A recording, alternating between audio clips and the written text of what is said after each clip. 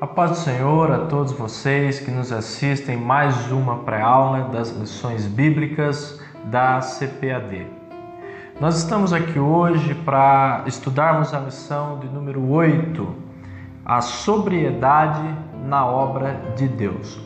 Antes de nós entrarmos no conteúdo da lição, nós queremos fazer menção ao nosso primeiro seminário promovido pela Igreja Assembleia de Deus, Ministério do Belém de Pindamonhangaba, e este primeiro seminário da Escola Bíblica Dominical, ele acontecerá nos dias 14 e 21 de setembro, ambos às 19 horas.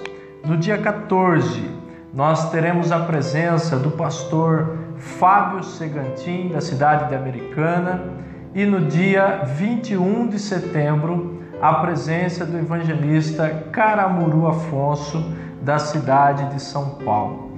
Lembrando os irmãos que para participar do seminário é necessário fazer a sua inscrição, e as inscrições elas podem ser feitas através do e-mail adpinda.secretaria@gmail.com. Os irmãos podem fazer contato, tirar suas dúvidas, fazer a sua inscrição, e também dos irmãos de sua igreja, professores, superintendentes e aqueles que desejam também lecionar na casa do Senhor, na Escola Bíblica Dominical.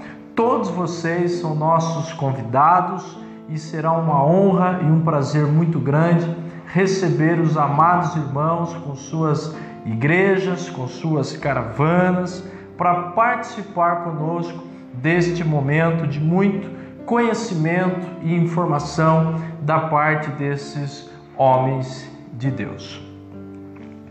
Queridos, hoje a lição de número 8, ela traz o título A Sobriedade na Obra de Deus. O texto áureo desta lição está registrado em Efésios capítulo 5 e o versículo 18. É um versículo conhecido de todos nós, que diz: "Não vos embriagueis com vinho em que há contenda, mas enchei-vos do Espírito Santo." Este versículo nós vamos retomar no decorrer da nossa lição, da nossa pré-aula, para tratarmos deste assunto tão importante para a igreja de hoje. A verdade prática, ela está registrada na seguinte frase: o exercício do ofício divino é incompatível com o alcoolismo, maus costumes e até mesmo intemperanças. O objetivo da nossa aula, o objetivo geral da nossa lição, ele é mostrar que o exercício do ofício divino é incompatível com alcoolismo e maus costumes. Notem os irmãos que o autor da lição ele não coloca somente a questão do alcoolismo, mas ele traz uma série de outras coisas quando ele usa a expressão maus costumes. Os objetivos específicos da nossa lição e que estão relacionados com os 3 tópicos que estudaremos são: explicar sobre o vinho na história sagrada, discutir a respeito do vinho no ofício sagrado e compreender que o ministro precisa ser cheio do Espírito Santo. Então esses são os 3 objetivos básicos em que nós vamos estudar no decorrer da nossa lição e que nós poderemos, no final da nossa aula, como sempre temos feito, retomar com os nossos alunos, se nós conseguimos atingir aquele objetivo proposto. Então os objetivos, eles servem para nos nortear, para fazer com que a gente tenha um objetivo, um foco, trace uma linha para que não nos percamos no decorrer do caminho. Como sempre temos citado aqui nessas pré-aulas, é muito comum, como professores, a gente chegar no final da lição e ver que não conseguimos sair do tópico 1, do tópico 2, ou às vezes até mesmo um determinado ponto que nos prendemos e demandou muito tempo e nós não conseguimos alcançar assim a conclusão da nossa aula com um certo êxito. Então, falando desse tema sobre a questão do vinho, tanto no Antigo Testamento quanto no Novo Testamento, nós precisamos iniciar a nossa aula fazendo alguns apontamentos. Primeiro, que na semana passada nós estudamos sobre o episódio de Nadab e Abiú. E neste episódio em que Nadab e Abiú ofereceram fogo estranho ao Senhor, há um certo indício sugerido por vários teólogos de que eles provavelmente estivessem bêbados. O fato de Deus deixar esta história registrada na Bíblia é para nos trazer a recomendação, e em primeiro lugar aos sacerdotes, com relação ao vinho. E logo depois, Deus vai fazer isso logo depois do próprio incidente que Nadab e Abiú haviam sido fulminados. O fato disto acontecer logo nesta sequência nos traz a ideia de que aparenta aqui nesse texto bíblico a preocupação da parte do próprio Deus em preservar o sacerdote da embriaguez. Quando Levítico capítulo 10, dos versículos 8 ao 11, Moisés ele trata a respeito de proibir o vinho para os sacerdotes quando fossem ministrar no tabernáculo, traz para nós algumas implicações. Nós vamos precisar entender isto como um princípio, como algo estipulado por Deus para aqueles que exerciam um certo ministério em Israel. O sacerdote, ele precisava julgar e fazer distinção entre o puro, o impuro, entre o profano e o sagrado. E para isto ele precisava instruir os hebreus naquilo que era correto. Por isso, os sacerdotes, eles não deveriam, em hipótese alguma, fazer uso do vinho ou beber vinho, tomar vinho ou qualquer outra bebida de teor alcoólico, porque o álcool afetaria os seus sentidos e o seu raciocínio. Então, uma vez que o vinho também é a principal bebida dos judeus e presente em vários episódios bíblicos, como que nós conseguimos chegar a uma conclusão sobre a utilização do vinho para os nossos dias? Nos nossos dias, não é apenas o vinho o grande vilão, mas também outros tipos de vícios como drogas, entorpecentes, álcool e tantas outras questões que possa existir e que venha atrapalhar a consciência daqueles que lideram, daqueles que precisam tomar decisões e muitas vezes decisões sob pressão. É nesta hora que os líderes e nós também, como servos de Cristo, precisamos ter a nossa mente sóbria e o nosso espírito voltado exclusivamente para o que Deus tem reservado a nos mostrar, a nos falar e a nos comunicar. Pensando desta forma, nós entramos no tópico de número 1 da nossa lição. O vinho na história sagrada. Qual é o papel do vinho em toda a história bíblica. Na Bíblia, o vinho, juntamente com o pão, também o azeite, eles são vistos como bênção de Deus. Oséias, capítulo 2, o versículo 22, mostra isso.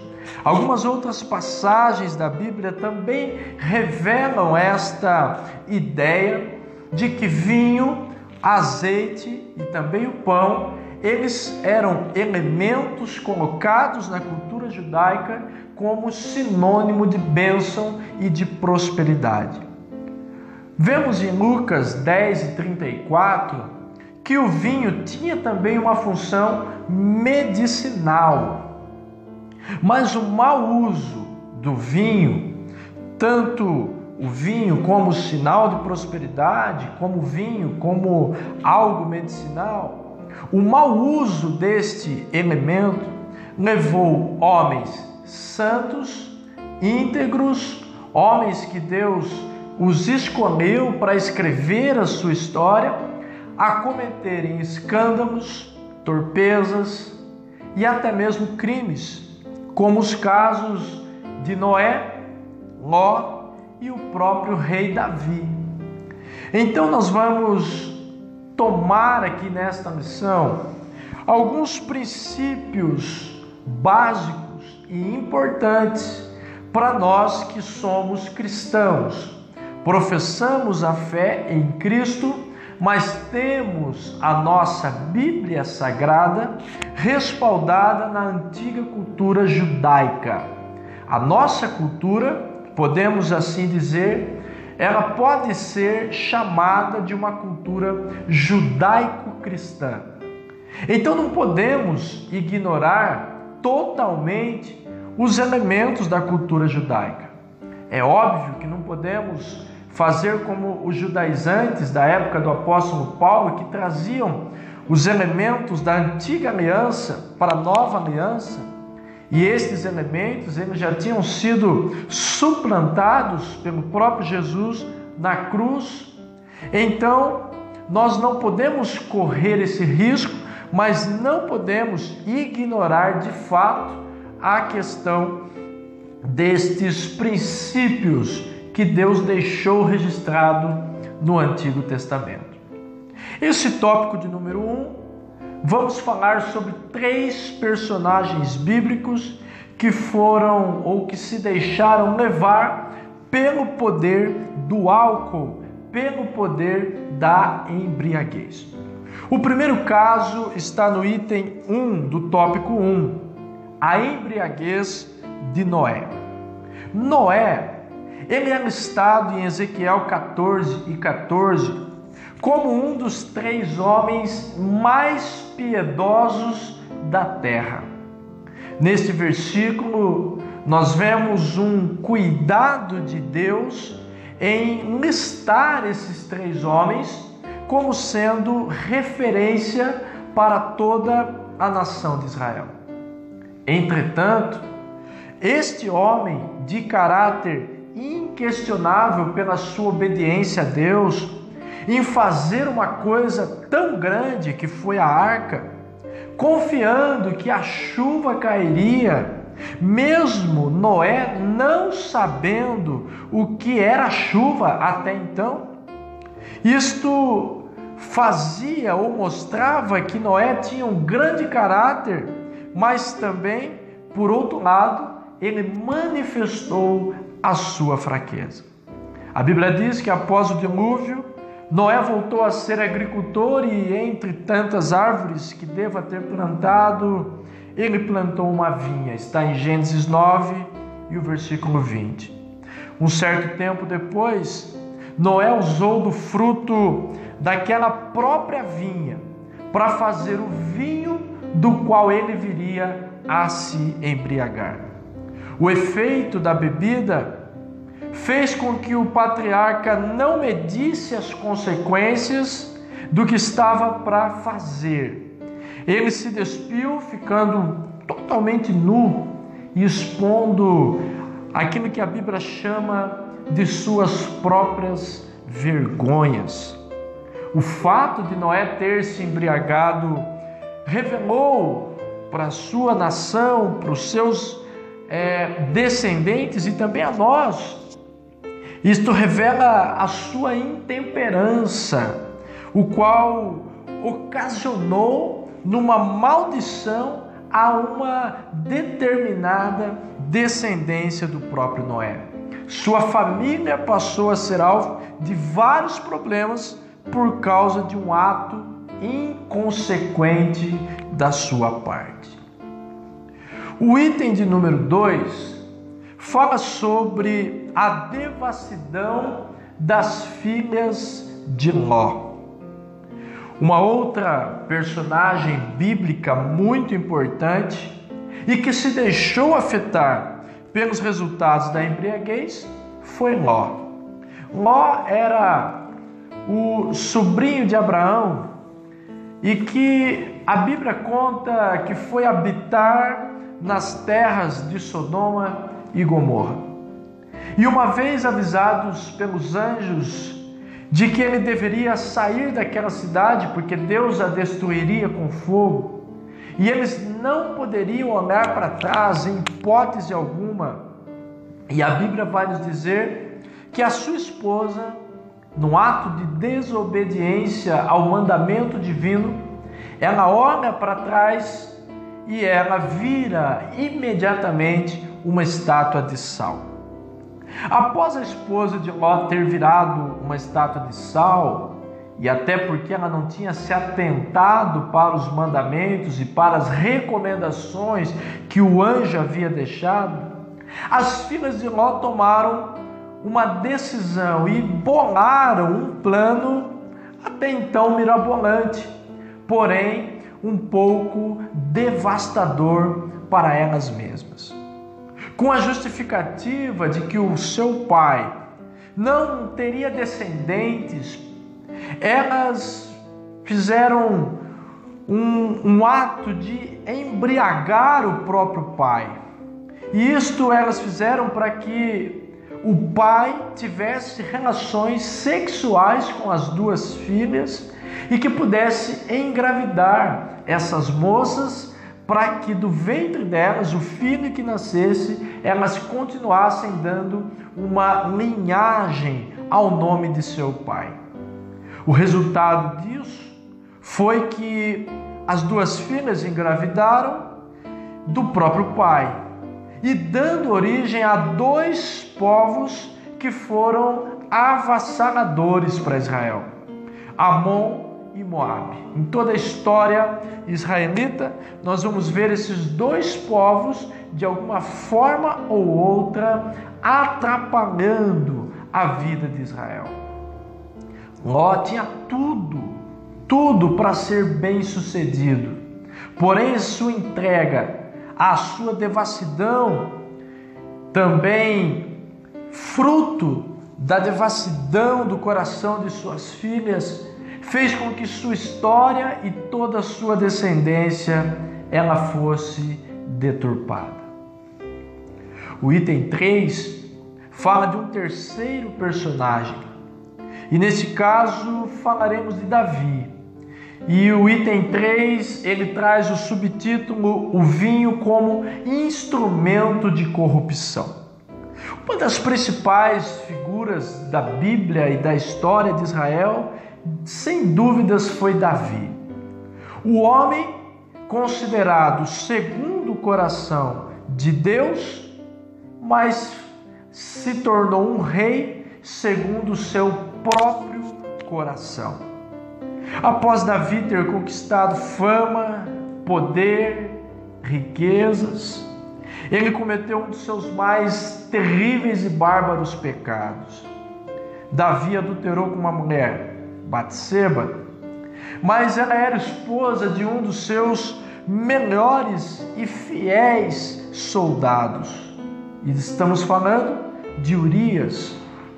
Uma vez que Davi obteve relação sexual com aquela mulher, ela veio a se engravidar.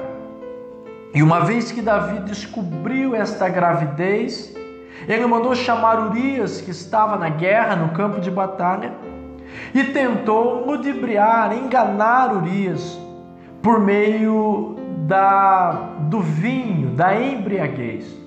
O rei Davi, o homem segundo o coração de Deus, pediu que embebedassem a Urias, para que uma vez bêbado, ele fosse até sua casa, se deitasse com sua esposa e quando aquela barriga começasse a crescer, todos pensariam que aquele neném seria ou era filho de Urias. Nós vemos que no coração de Davi gerou um plano para matar o próprio Urias, que era inocente naquela história.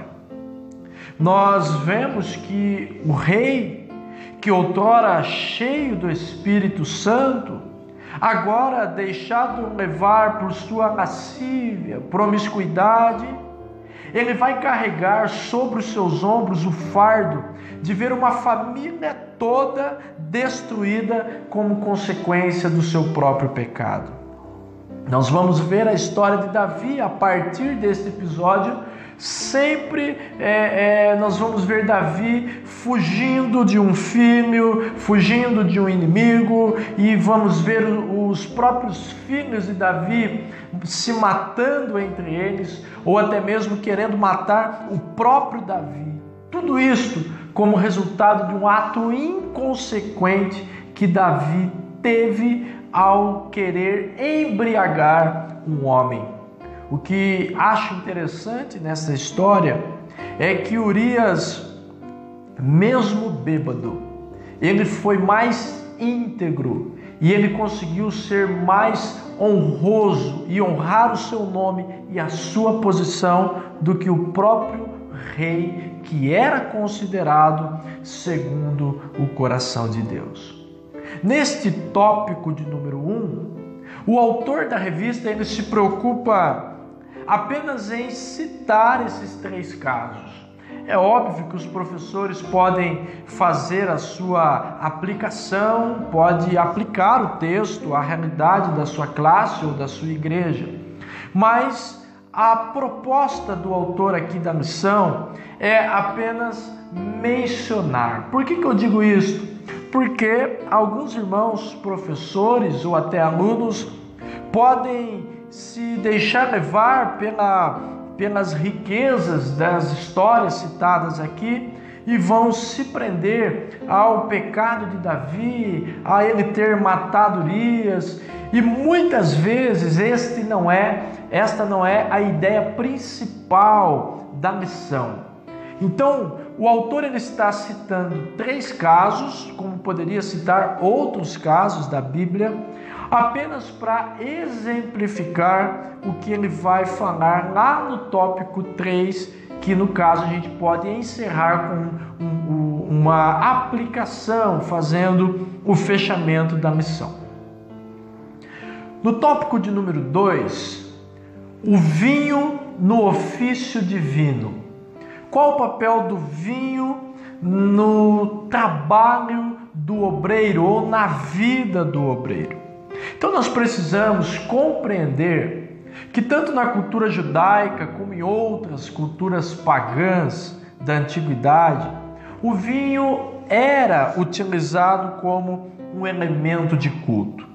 Ele era oferecido nos altares como libação ao Senhor, no caso dos judeus, mas também ele era oferecido como libação aos ídolos pagãos, no caso dos povos bárbaros que praticavam o paganismo.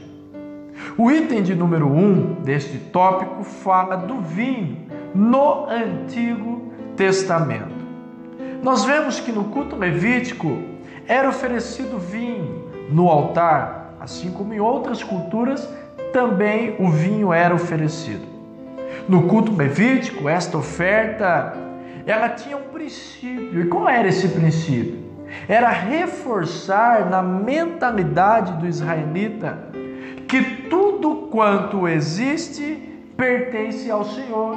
Como vimos na aula anterior, tudo o que existe pertence ao Senhor. Enquanto o povo não poderia se embriagar, nós vemos Deus recomendando o sacerdote para não beber, em hipótese alguma, o vinho ou qualquer outro tipo de bebida alcoólica ou conhecida como bebida forte, que pudesse alterar os sentidos, a sensibilidade daquela pessoa. Mas por que isto? Por que Deus proíbe os sacerdotes de ingerir o vinho?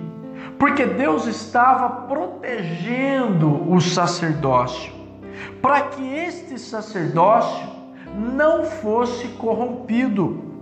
Quando um sacerdote, por exemplo, como Nadab e Abiú, possivelmente, por efeito do álcool, tomasse uma decisão contrária à lei divina. Então, o propósito de Deus era apenas proibir os líderes de não terem uma condição mental e psicológica e até mesmo espiritual para conduzir o povo na santidade que Deus tanto estava requerendo do povo judeu. Deus não queria que os seus princípios fossem quebrados. Para isso, as lideranças, elas necessitavam estar totalmente sóbrias, mental, espiritualmente, para conduzir o povo nesta santidade que Deus vai, em decorrer de todo o livro de Levítico, deixar expresso nos rituais, nos costumes, nas roupas dos sacerdotes, nos elementos e utensílios do tabernáculo. Então, embora o vinho fosse utilizado como um elemento cultural, nós vamos ver Deus proibindo, sim, proibindo os sacerdotes, os líderes espirituais a beberem qualquer tipo de bebida forte. O item 2 fala do vinho no Novo Testamento. E para aqueles crentes, e possivelmente na classe dos irmãos terão esses crentes, porque eles têm em todos os lugares, para os crentes que são amantes do vinho e que buscam uma justificativa plausível para respaldar a sua prática de tomar vinho ou qualquer outro tipo de bebida alcoólica, eles acham no Novo Testamento, especialmente na pessoa de Jesus, uma falsa justificativa. É lógico, eles dizem que Jesus transformou água em vinho, que Jesus tomou vinho, que Jesus usou o próprio vinho para representar o seu sangue vertido na cruz do Calvário, que era um sangue que tinha um caráter de redenção. Embora as pessoas usem estas falas, são falas inapropriadas para justificar aquela vontade ou aquela prática, o hábito de tomar vinho ou qualquer outra bebida alcoólica. Há uma discussão sobre o processo de fermentação do vinho, que isso podemos até tratar possivelmente num momento posterior, mas alguns teólogos chegam à conclusão de que o vinho ele tinha um certo estágio de fermentação, como se fossem fases de fermentação, que quanto mais velho ele fosse, mais antigo ele fosse, maior seria o seu teor de fermentação, o seu teor alcoólico, e que causaria consequências para as pessoas que assim tomassem este vinho. Mas a questão aqui não é se o vinho da época de Jesus ele era muito fermentado ou pouco fermentado. Porque o item 3 faz algumas advertências quanto ao uso do vinho. A advertência, lá já no Antigo Testamento sobre o vinho, estava relacionada com o mesmo princípio que regia as leis civis e também as leis penais do povo de Israel. o famoso código de Italião, olho por olho, dente por dente, no qual uma pessoa ela pagava por um crime que havia cometido, até mesmo com a sua própria vida ou com partes do seu corpo. E nós vemos isto no Antigo Testamento, registrado em várias passagens, em outras culturas também, aonde se alguém roubasse, ele teria sua mão cortada. Jesus vai dizer, olha, se olhar, a lei dizia que se você olhar para uma mulher com intenções impuras, melhor seria arrancar o seu olho para que não pecasse. É lógico que não vamos arrancar os olhos, cortar as mãos ou arrancar o coração quando nós estamos sendo influenciados por esta natureza carnal e pecaminosa. Mas o que precisamos entender aqui é o princípio. O que a lei de Moisés estava querendo resguardar era a vida em si do próprio israelita. E esse mesmo princípio nós podemos atribuir ao vinho. O princípio, ele estava implícito em todas as legislações israelitas, porque para prevenir alguma coisa negativa, é melhor cortá-la pela raiz. Há um ditado que diz que devemos cortar o mal pela raiz, antes que ele brote, antes que ele cresça, antes que ele dê frutos e que venha a ser prejudicial para a vida de quem cultivar este tipo de problema. Se uma pessoa sabe que ela pode se embriagar com vinho, com cerveja, com vodka, com qualquer outro tipo de bebida alcoólica, por que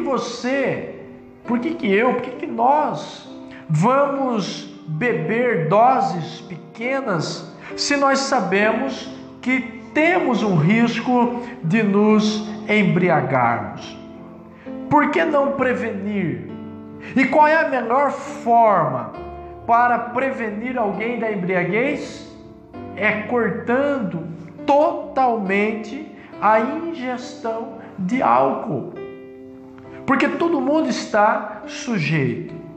É da mesma forma quando nós, como cristãos, pregamos o sexo para o casamento. E é comum hoje nós termos visto pessoas cometendo, no mundo cristão, tendo relações sexuais fora do padrão bíblico, sejam elas solteiras ou sejam elas casadas. Mas nós temos visto campanhas e algumas igrejas aderindo sobre preservativos, quando na verdade qual é a melhor forma de se prevenir uma gravidez indesejada? É cortando a relação sexual em si, é cortar o mal pela raiz. As consequências, elas podem ser drásticas se nós continuarmos fazendo aquilo que nos tira o foco da verdadeira palavra de Deus. Eu tenho visto muita gente dizendo, não tem nada a ver, precisamos tomar cuidado com o nada a ver, não é? Nós precisamos vigiar para que nós não venhamos a cair em algumas tentações. Podemos citar aqui também a história do próprio Sansão. A Bíblia diz que Sansão ele tinha 3 recomendações por ser um nazireu. Não podia cortar os seus cabelos, não podia tocar em cadáver, mas também não podia beber bebida forte.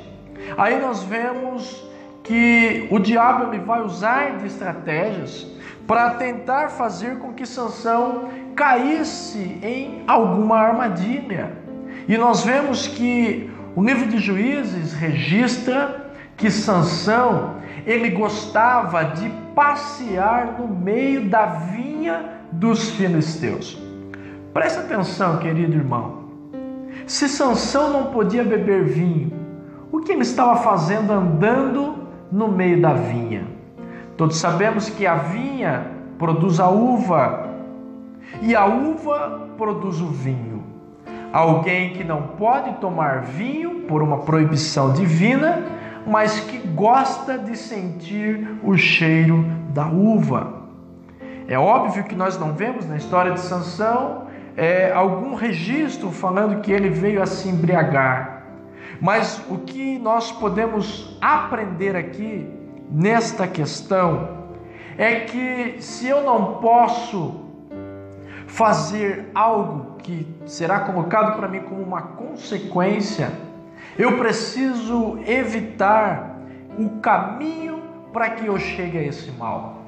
Não é só o embriagar. Tem muito crente hoje bebendo e dizendo que o problema é não ficar bêbado, porque Paulo disse para não se embriagar.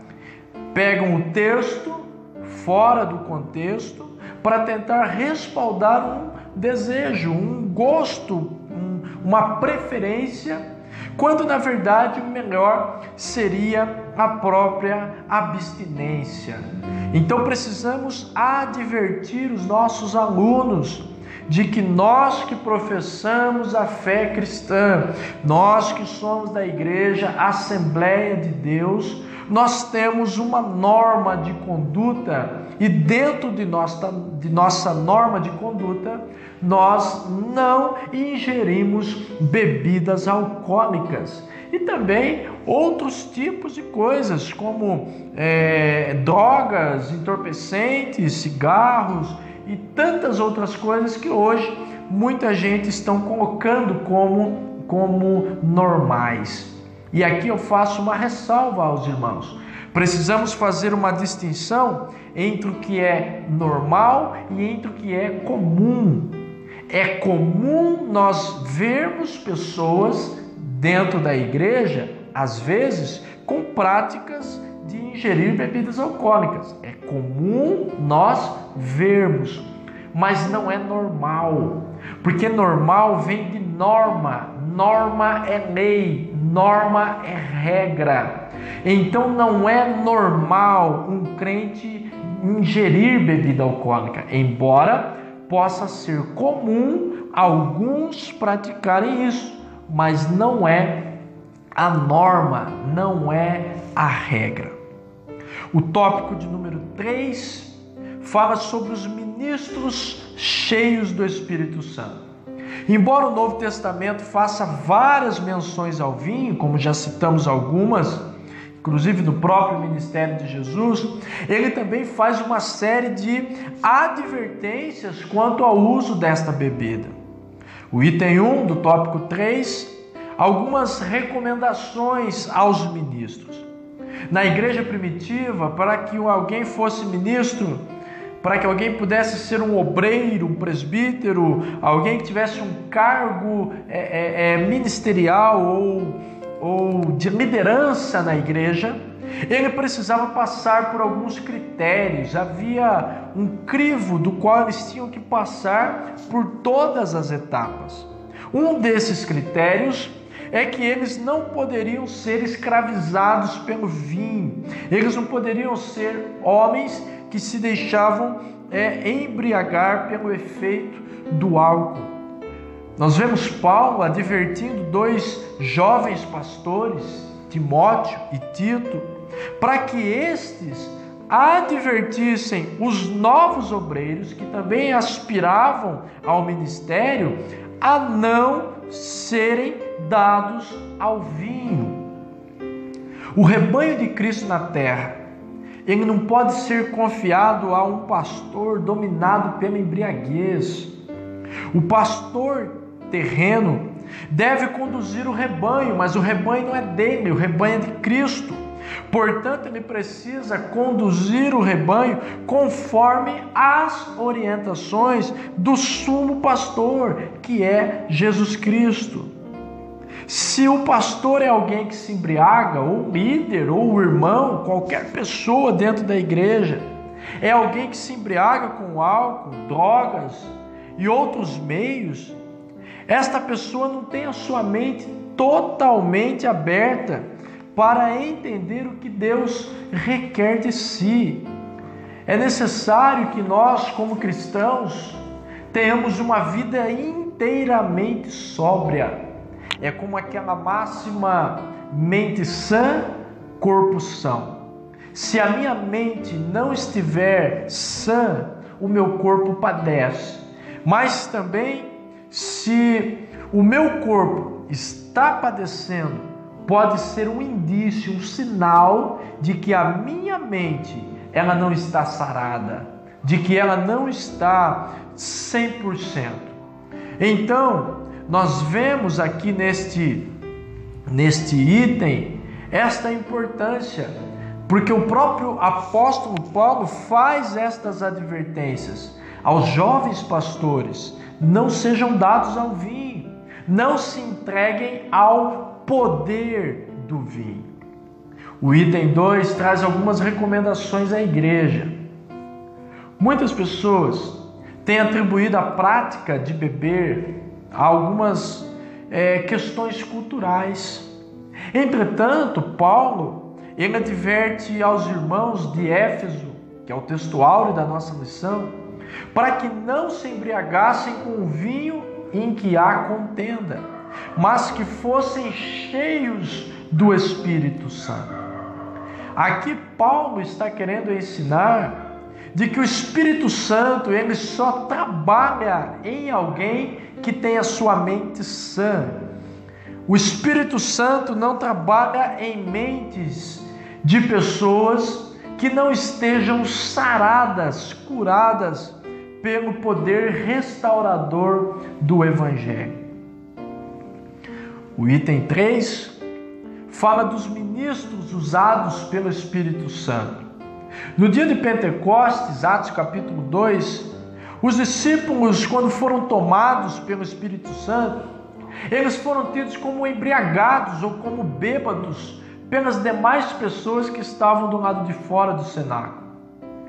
Mas eles só conseguiram conscientizar a multidão que achavam que eles estavam bêbados, de que eles não estavam, de que aquilo não era resultado de uma embriaguez, somente porque Pedro, ele conseguiu, não só porque ele disse ou declarou ser ainda o horário da manhã, mas eles se conscientizaram, a multidão se conscientizou de que eles não estavam bêbados, depois de terem ouvido a Pedro a proclamar as maravilhas de Deus de maneira impecável e de uma forma muito bem construída racionalmente. Se Pedro estivesse bêbado, jamais ele teria conseguido falar com tanta clareza sobre aquilo que ele falou acerca das Escrituras. O Espírito Santo não traz confusão. Então, quem quer ser usado pelo Espírito Santo precisa andar no Espírito, desenvolvendo o fruto do Espírito. E o fruto do Espírito, ele traz em uma das suas consequências ou em um dos seus atributos a temperança, o domínio próprio. Uma pessoa que se embriaga, ela pode perder o domínio da sua razão e não ter consciência daquilo que está falando ou daquilo que está fazendo. Deus não quer servos, Deus não quer filhos que estejam fazendo algo sem saber o que estejam fazendo. Nós, para encerrarmos esta missão, podemos também trazer aos nossos alunos uma questão de uma inversão de valores. Quando Deus criou o homem e o pôs no jardim, Deus pediu para que o homem dominasse a natureza. E hoje nós temos visto a natureza dominando muitos homens. O efeito da droga, o efeito do álcool, o efeito de alguns entorpecentes, são coisas que são extraídas da própria natureza, mas que estão dominando as mentes humanas. Meus queridos, podemos concluir aos nossos alunos enfatizando sim que Deus, Ele não quer que o seu povo esteja vivendo uma vida de embriaguez, tanto física quanto espiritual. Portanto, algumas coisas na nossa vida nós precisamos nos abster. Paulo escreveu dizendo: todas as coisas são lícitas, mas nem todas as coisas convêm. Existem coisas que é melhor nós abrirmos mão hoje, para nós não sofrermos os efeitos destas coisas lá na frente. As consequências, elas podem ser drásticas. Nenhum alcoólatra, ele começou bebendo uma garrafa toda. Todo alcoólatra começou num simples golinho, num simples gole, numa simples pequena porção, numa pequena dose. E aqui nós concluímos dizendo que se for para nós mergulharmos, nos encharcarmos, quisermos algo que venha tomar a nossa vida de uma forma grandiosa, que não seja o vinho, que não seja o efeito destas coisas que trazem, mas que seja o Espírito Santo. Melhor do que se embriagar é ter o Espírito Santo na vida. Melhor do que escandalizar alguns irmãos é abrir mão daquela atitude, daquele ato, e que pode na sua vida estar se tornando um pecado. E desta forma, nós concluímos esta nossa lição de número 8.